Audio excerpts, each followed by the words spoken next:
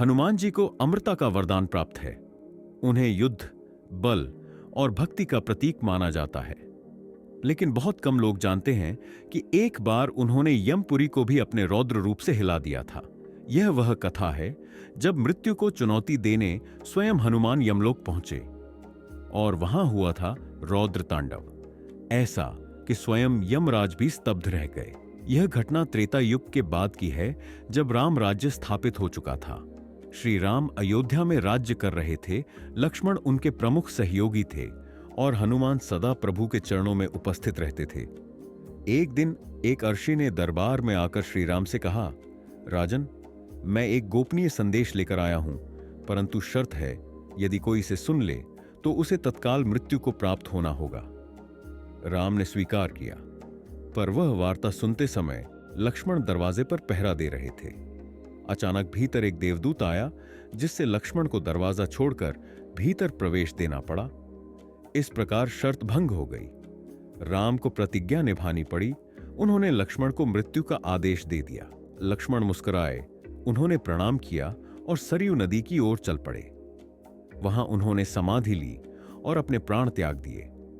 हनुमान यह समाचार सुनते ही अयोध्या के आकाश में गरज उठे, प्रभु, यह क्या अन्याय हुआ? आपने अपने ही भ्राता को त्याग दिया। उनकी आंखें लाल थीं, सांसों में अग्नि थी। उनका हृदय भर आया, पर भक्ति अडिग रही। परंतु शोक में उनका रौद्र रूप धीरे धीरे प्रकट होने लगा। हनुमान बोले, यदि लक्ष्मण मरे हैं तो मैं उन्हें वापस लाऊंगा। कौन है मृत्यु? कौन है यमराज जो राम के भ्राता को छीन सके? वे एक विशाल रूप धारण कर आकाश मार्ग से यमलोक की ओर चल पड़े। रास्ते में समस्त देवता कांपने लगे। वायुदेव ने यमराज को सूचना दी, महाबली हनुमान यमपुरी आ रहे हैं, रौद्र रूप में। यमलोक में तूफान। हनुमान जैसे ही यमलोक की सीमाओं में पहुंचे, द्वारपालों ने उन्हें रोकने का प्रयास किया। यह यमपुरी है, यहां प्रवेश वर्जित है। हनुमान गरजे, जहां मेरा प्रिय लक्ष्मण है, वहां कोई वर्जना नहीं।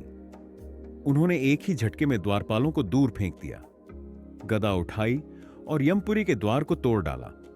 धरती कांपी, यमपुरी की दीवारें दरकने लगीं। हनुमान का रौद्र रूप ऐसा था कि काल भी थर्राने लगा। राज अपने सिंहासन से उठे। सामने हनुमान को देखा, विशालकाय, ज्वालामुखी जैसे नेत्र, वज्र सी भुजाएं और गगन भेदी स्वर। हनुमान बोले, हे यमराज, लक्ष्मण को लौटाओ, उनका समय नहीं हुआ था, यह अन्याय है। यमराज ने शांति से उत्तर दिया, हनुमान, तुम्हारे सम्मान में मैं स्वयं सिर झुकाता हूं, पर काल का नियम अटल है, मैं केवल निमित्त हूं।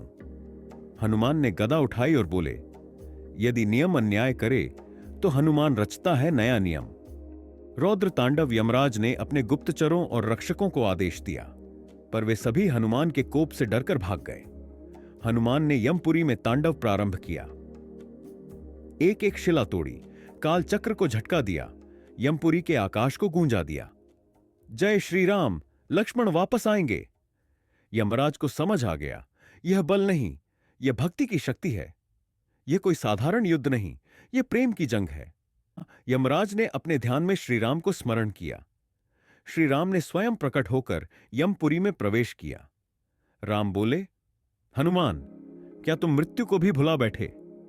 हनुमान ने उनके चरणों में सिर झुका दिया, पर बोले, प्रभु, आपके भ्राता, आपके हृदय का हिस्सा, यदि वे ही न रहें तो यह जीवन व्यर्थ है। मृत्यु को चुनौती देकर मैं उन्हें लौटा लाना चाहता हूं। श्री राम की आंखों में प्रेम छलक उठा। उन्होंने यमराज की ओर देखा और कहा, हे धर्मराज, यह प्रेम काल से बड़ा है। यमराज ने श्री राम की आज्ञा से लक्ष्मण को पुनः जीवन दान दिया। यमपुरी के आकाश में एक दिव्य प्रकाश फैला। लक्ष्मण मुस्कुराते हुए प्रकट हुए। हनुमान की आंखों से अश्रु बह निकले। उन्होंने लक्ष्मण को गले लगाया और कहा, अब हनुमान शांत है, अब हनुमान फिर से सेवक है।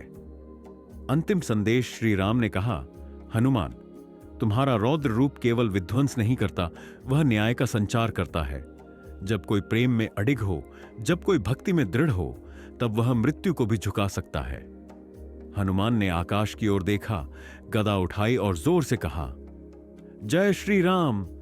यह कथा हनुमान के एक अनोखे पहलू को दर्शाती है। जब प्रेम, भक्ति और न्याय एक साथ मिल जाएं, तो देवता भी काल से टकरा सकते हैं।